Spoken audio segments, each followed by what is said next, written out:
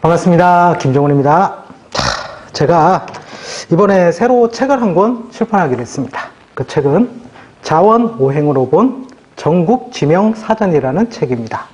자, 이 책은 제가 명리학을 이제 공부하고 실제로 감명을 하면서 이제 느꼈던 것인데, 어떤 사람에게 이제 팔자를 분석함에 있어서 그 사람에게 좋은 지명이 필요하다는 것을 뼈저리게 느끼게 되었습니다. 그래서 그때마다 뭔가 이제 그 지명의 한자를 찾아서 그 지명의 오행을 따져서 그 사람들에게 이제 제공을 해줄 때 시간적인 소요 부분도 많았고, 또 한편으로는 음면리 같은 경우에는 잘 찾기가 힘들었던 부분이 많았습니다. 자, 그래서 그것을 좀 다른 분들도 그런 애로사항이 있을 것 같아 제가 전국에 있는 시부터 음, 면, 동, 리까지 이렇게 자원오행으로 만들어 보게 되었습니다.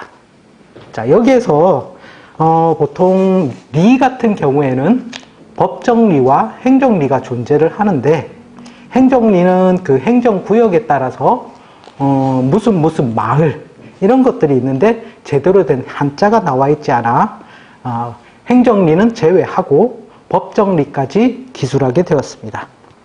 자, 그러면 이 오행이 모자라는 부분을 보충해 준다는 이론으로 보시는 분들도 많고, 여러 자기 사주 간명의 관법에 따라서 다 다르게 적용하실 수도 있습니다. 자, 제가 보는 관점에서는 이 책을 이제 이용하는 방법이라고 나와 있습니다.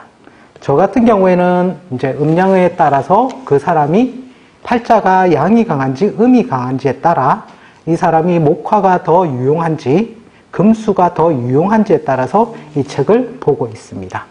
자, 보통 나누는 방법은 원래 이제 사주 명리학 제 강의에 보시면 신물상 명리 첫 번째 이야기에 언급되어져 있는데, 그 강의를 하니까 기존에 공부해 보시던 분들도 굉장히 어려워하시고 힘들어 하시는 부분이 많았습니다. 그래서 일반인들도 자기 팔자의 지지에 내가 어떤 지지를 가지고 있으면 이 사람이 양이 강한지 음이 강한지 알 수 있도록 이 책을 이용하는 방법에 이렇게 나와 있습니다. 자, 예를 들어 본다면, 맨 처음에 인월의 경우, 인월의 경우에서도 보통 임묘진 사오미는 양이 강하다고 사람들은 알고 있고, 신유술 해자축은 음이 강하다고 알고 있습니다. 자, 그렇지만 인월에서도 양이 강한 경우의 팔자가 나올 수가 있고 음이 강한 경우의 팔자도 나올 수 있다라는 겁니다. 자, 그것의 설명을 제가 인월의 경우로 해서 이렇게 쭉 설명을 달아 놓았습니다. 자, 이런 경우에 해당하시면 인월일지라도 음이 강한 경우가 발생할 수 있다는 것입니다. 자, 즉 음이 강하다는 말은 이 세상은 양과 즉 낮과 밤이 서로 조화를 이루어져야지만 생활을 할 수 있듯이, 내가 음이 강하다면 양의 기운을 나의 기운으로 써서 잘 살아갈 수 있다라는 것입니다. 자, 그러면 내가 양의 기운을 쓴다는 것은 금수를 쓰는 것이겠습니까? 목화를 쓰는 것이겠습니까? 자, 음이 강해서 양을 쓰므로 목화를 내가 필요로 해서 사용해야 되겠죠. 자, 그러면 지명에서 어디를 찾아가면 되겠습니까? 자원오행에 따른 목화의 지명을 따라서 살면 좀 더 나은 삶을 살 수 있다는 것입니다. 그렇게 해서, 자, 예를 들어 볼까요? 그러면 서울에 같은 경우에 양이 필요로 하므로 사는 곳은 남자가 들어가면 좋겠죠. 왜? 화를 상징하니까요. 강남구 같은 경우는 이제 강은 수를 상징하지만 남은 화를 상징하므로 화의 기운이 존재를 하므로 이것 또한 괜찮다라는 것입니다. 물론 화로만 더 이루어졌으면 더 좋겠죠.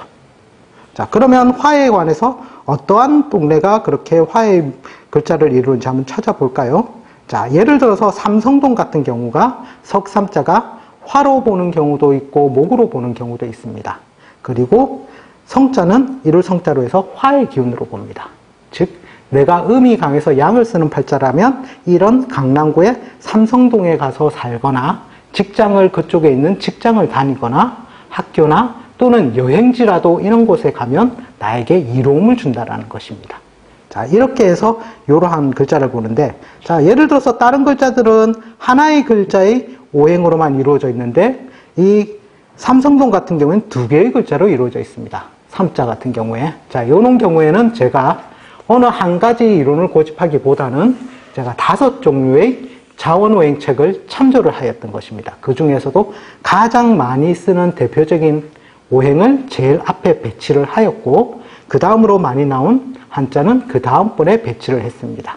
많은 경우에는 3가지 오행이 나올 수도 있습니다. 그 점은 참고해 주시기 바랍니다.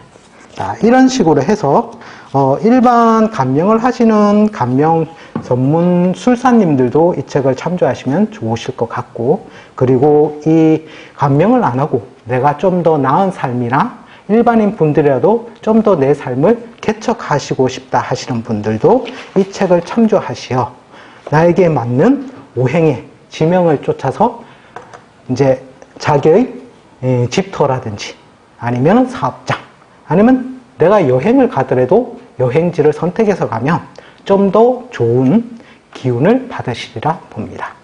자, 그런데 우리가 살아가면서 이런 경우가 있죠. 자, 나 혼자만 삽니까? 아니면 가족이 같이 삽니까? 한 사람만 사는 경우도 많지만 가족이 사는 경우도 또한 많다라는 것입니다. 자, 그럼 가족 중에서 예를 들어서 음만 강한 기운이 몰려있는 가족이 있을 수가 있고, 또 음양이 섞인 가족들이 있을 수가 있다는 것입니다. 자, 그럴 경우에는 어떻게 해야 될까요?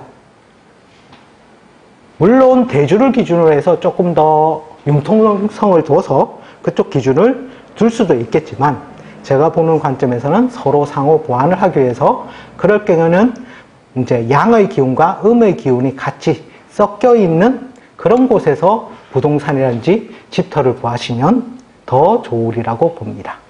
자, 이상으로 간단하게나마 차원오행으로 본 전국지명사전을 소개해 드렸습니다. 이 책으로 많은 도움을 받으셨으면 하는 바람입니다. 감사합니다. 김종원이었습니다.